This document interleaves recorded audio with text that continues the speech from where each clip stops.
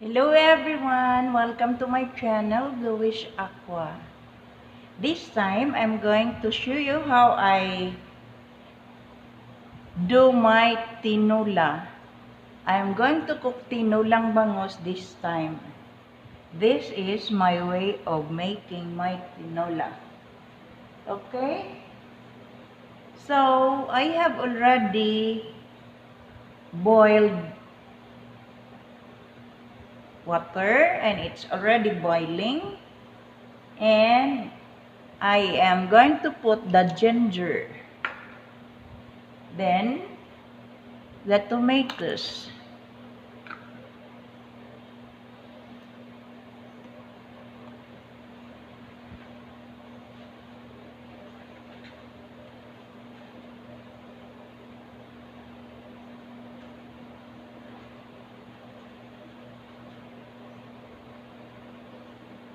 Let us wait for a while.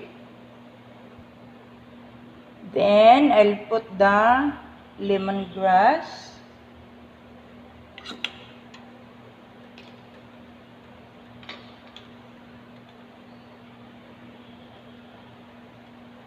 Then, the salt.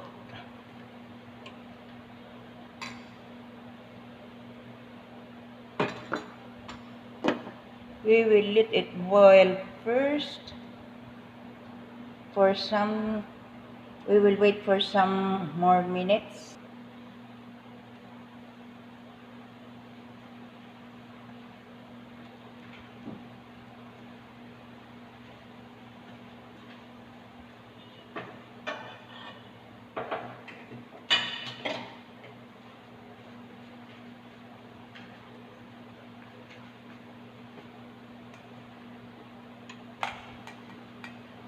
And we will add the bangus.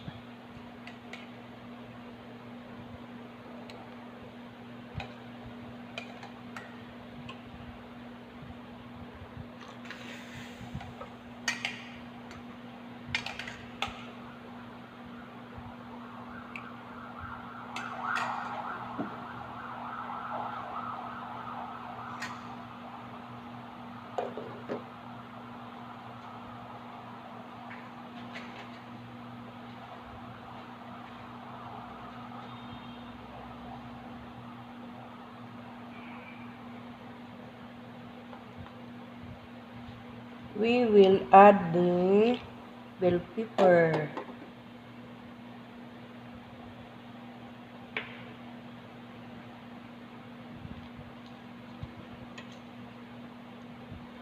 And the fish nor cube.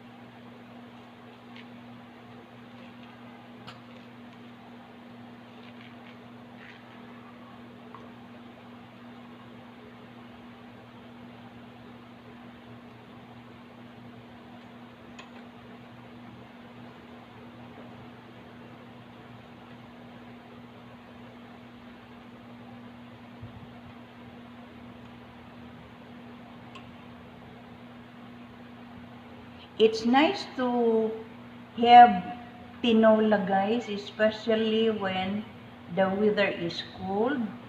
It's nice to higop the sabaw. We love sabaw especially when it is tugnaw. So, I have thought of cooking tinola. As I have told you, I am not vegetarian, but I am eating lots of veggies. I seldom cook fish, chicken, and beef. But it depends on the season. At this time of the year, We eat beef, we eat chicken, we eat fish, but not all the time. When we eat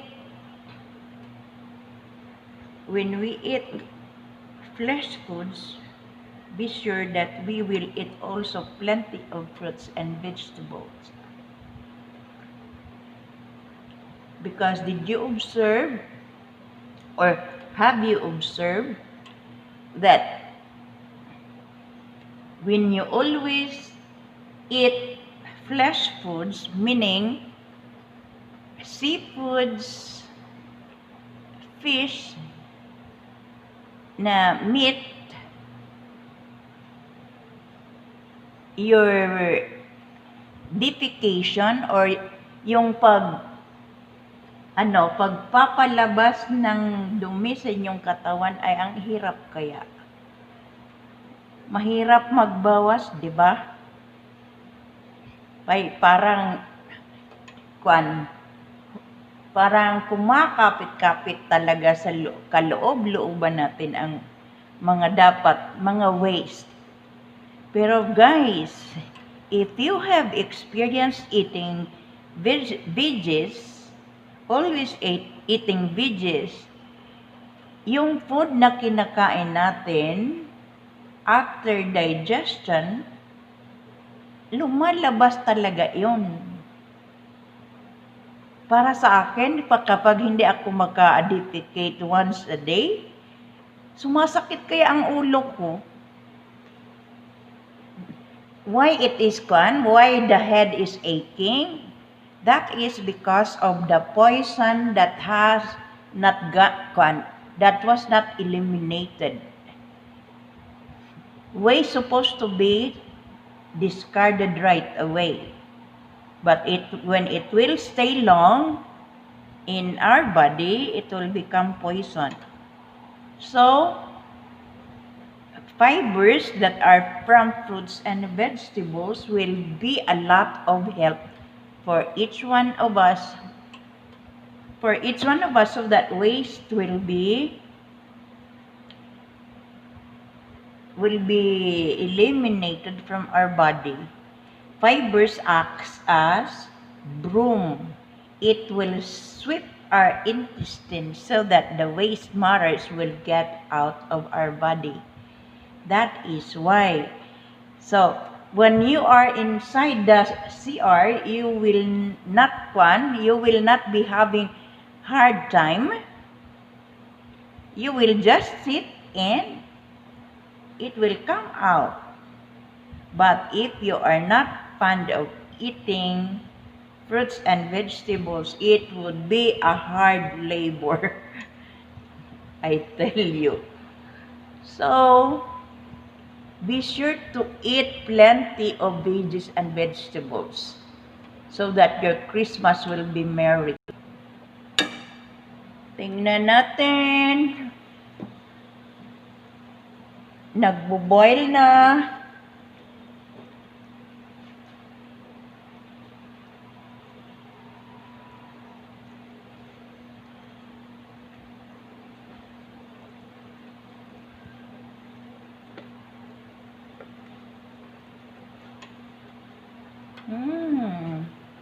Ang bango na niya, guys.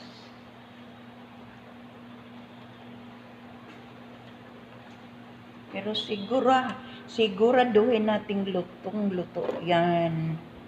Kasi, yan isda. Tingnan natin.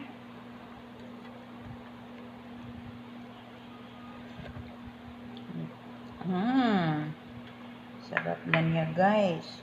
So, ilagay na natin we will add the green onions and the malunggay.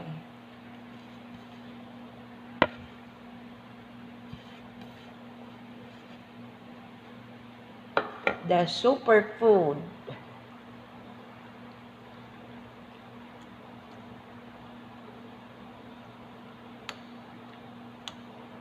So, let us just wait. When it boils, it will be It is already done.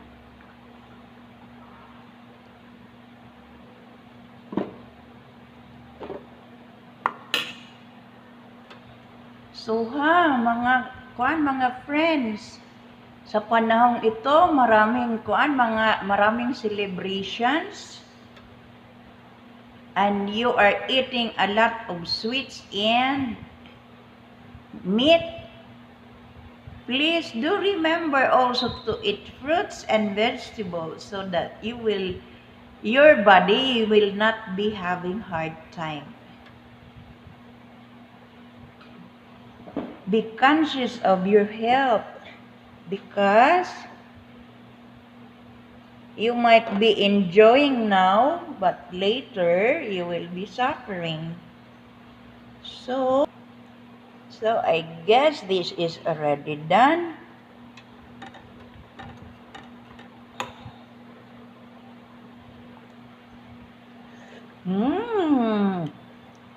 Lame.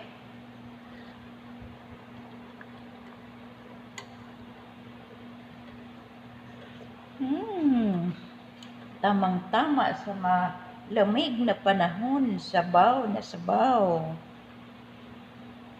And that's all, guys. If you like my video, please hit like. Consider subscribing if you are new. And you can share also my video. And don't forget to hit the notification bell and click all when you hit the notification bell so that when I will have new video, you will surely be notified. Bye everyone. God bless. And don't forget to smile because you have the greatest reason to smile. And that is God loves you. Bye.